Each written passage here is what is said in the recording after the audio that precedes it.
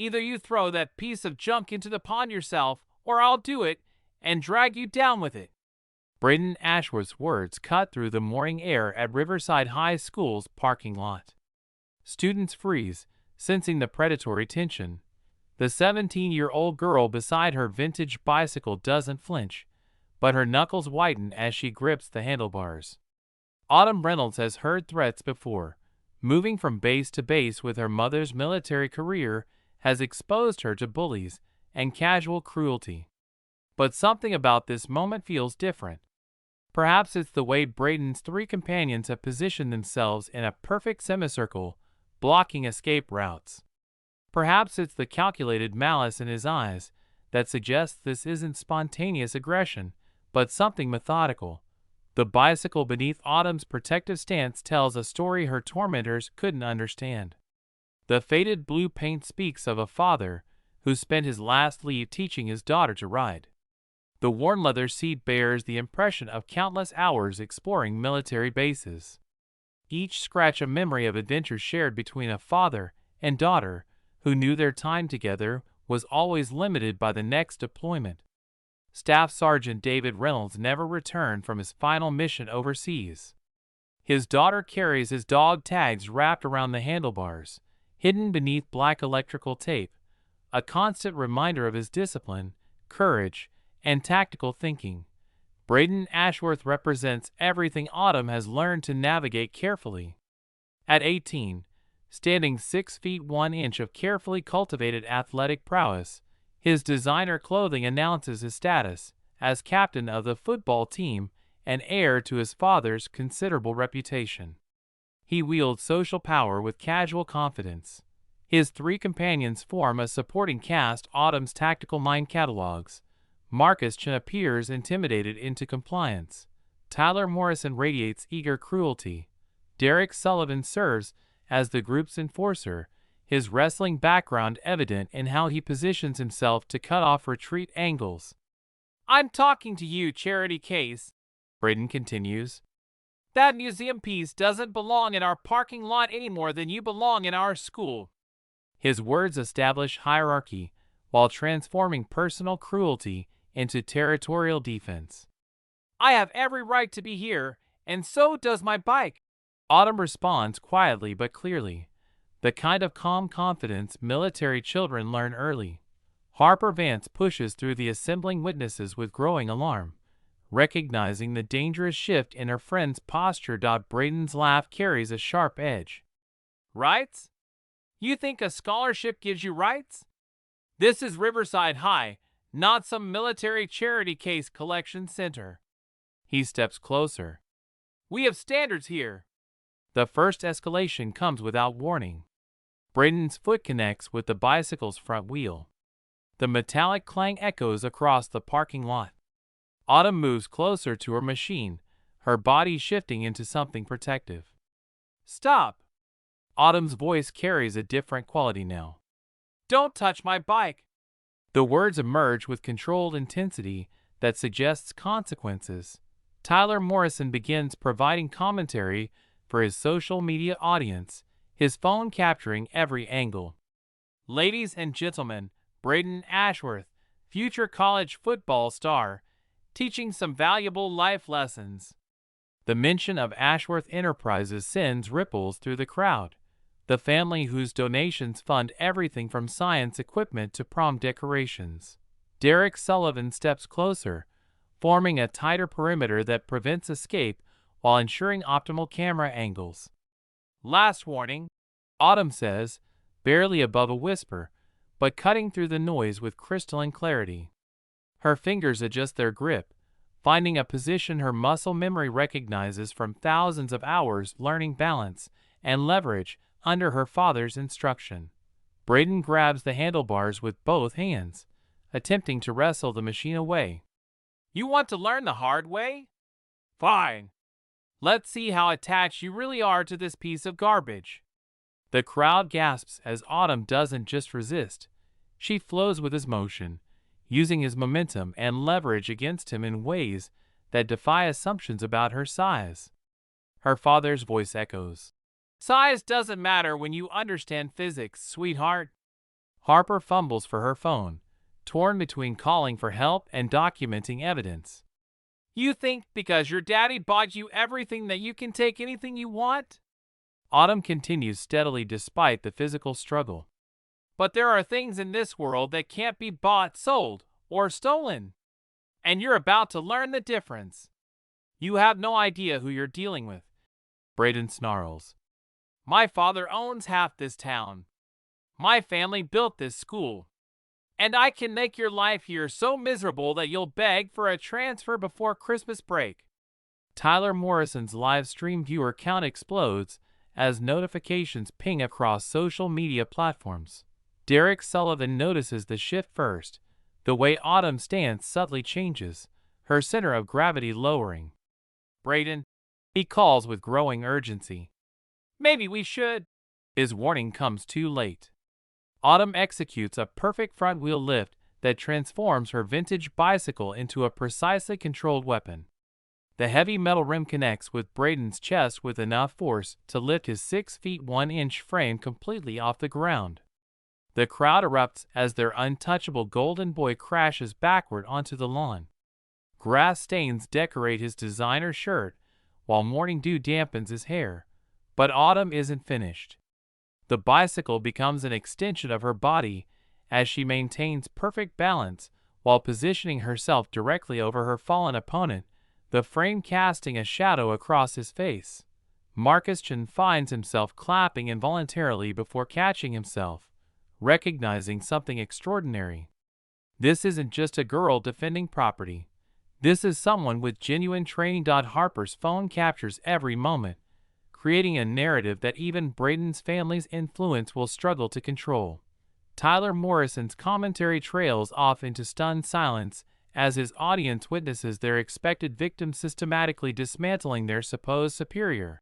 Derek Sullivan abandons his position and rushes toward his fallen leader, but stops as he meets Autumn's steady gaze.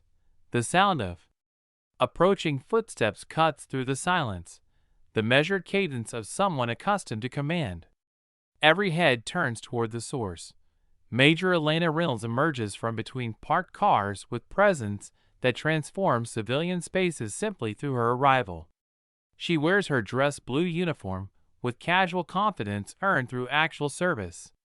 At 5 feet 8 inches, she doesn't tower over the teenagers, but something about her bearing makes everyone aware of their posture. Autumn, Major Reynolds calls in a voice carrying absolute authority without raising volume. step back from the situation and let me handle this. Her eyes catalog evidence, assess threat levels, and document everything needed for inevitable reports. A slight nod between mother and daughter indicates understanding and readiness. I've been watching this entire interaction from the moment it began. Major Reynolds announces, displaying a recording application running for 15 minutes. Every word, every action, every threat has been documented. Tyler Morrison's audience watches as their entertainment transforms into something far more serious. The presence of military authority introduces federal implications. Harper begins organizing her documentation, understanding that her friend's mother is conducting an official investigation. Ma'am, Braden attempts. I think there's been a misunderstanding. I witnessed the entire interaction, Major Reynolds interrupts with command voice. including your initial harassment, your escalation to physical threats, your damage to personal property, and your attempt to forcibly remove her bicycle. Principal Davidson appears, drawn by reports of disturbance, but stops short recognizing the uniform and insignia. Major Reynolds, He approaches carefully. perhaps we could discuss this in my office through proper channels. Principal Davidson, this isn't a matter for internal school discipline anymore.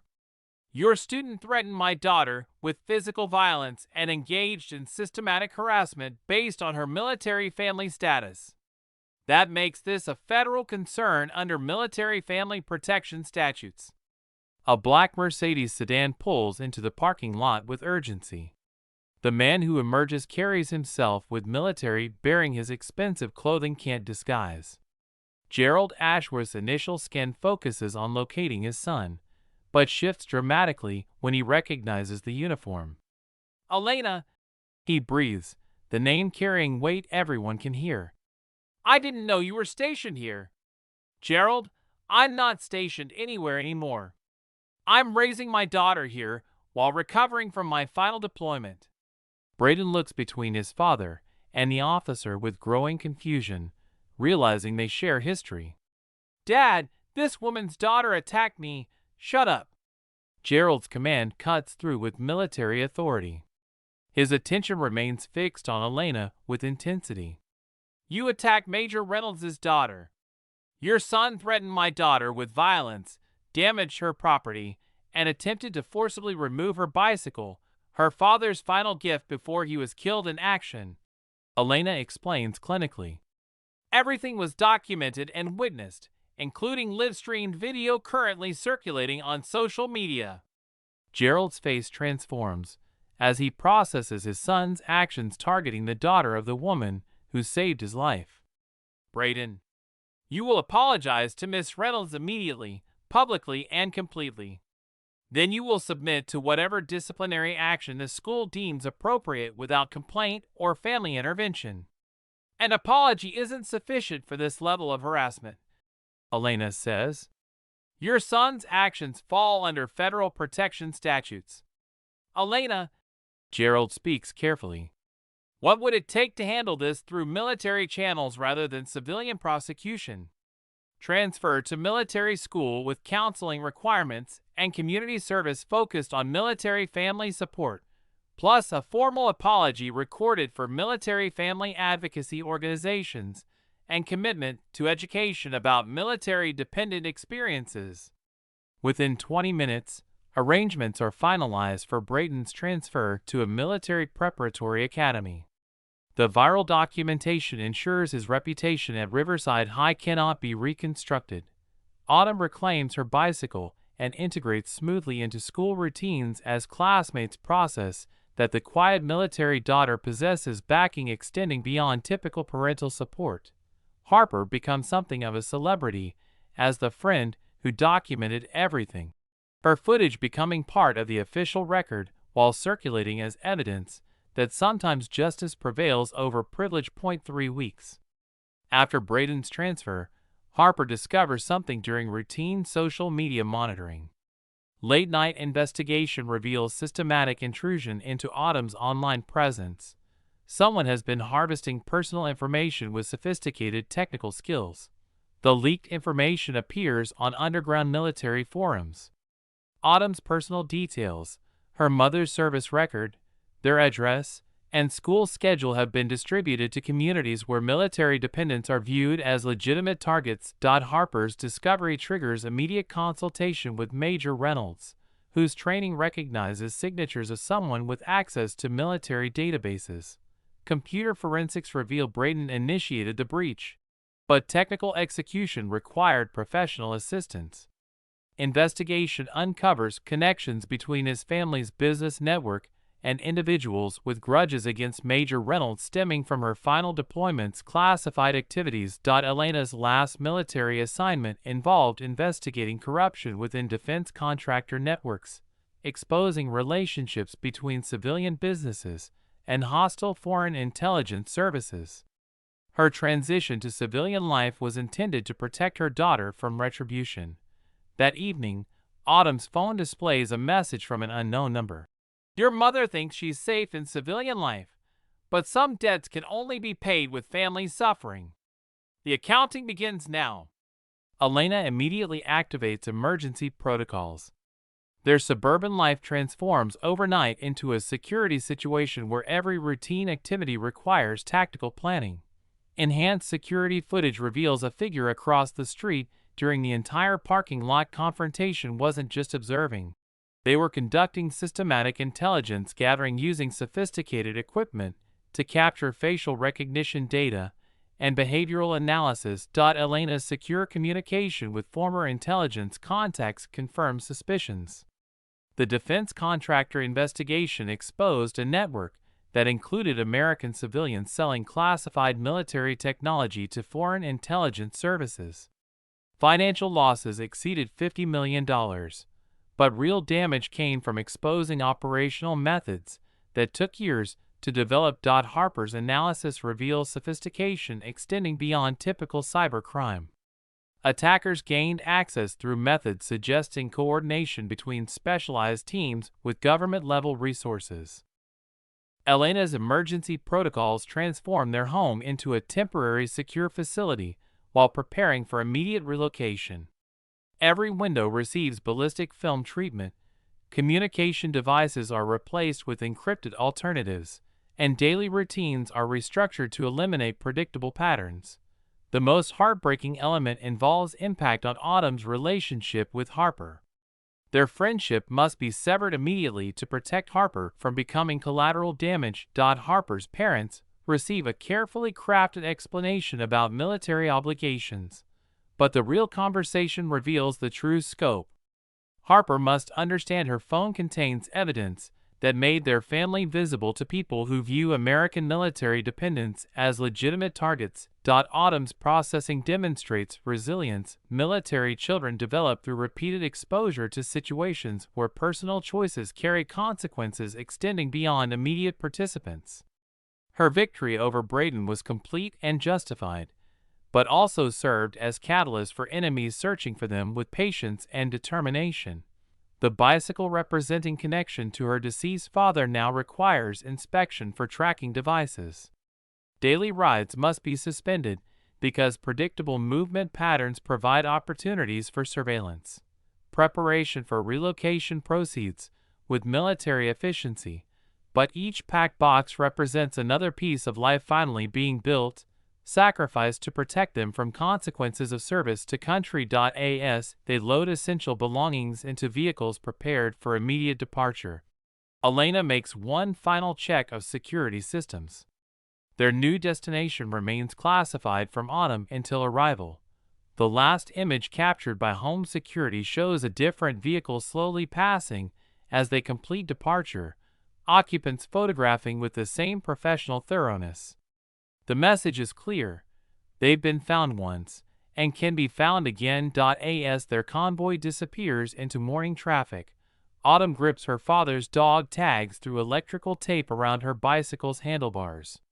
The metal rectangles that once represented courage now serve as a reminder that some battles never truly end.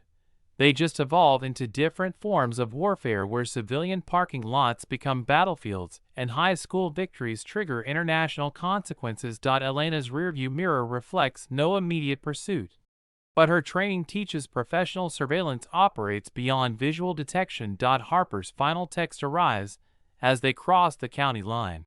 Stay safe and remember that some friendships survive any distance. The road ahead stretches toward an uncertain destination where military families learn to build temporary lives while staying ready to run from enemies who never forget and never forgive.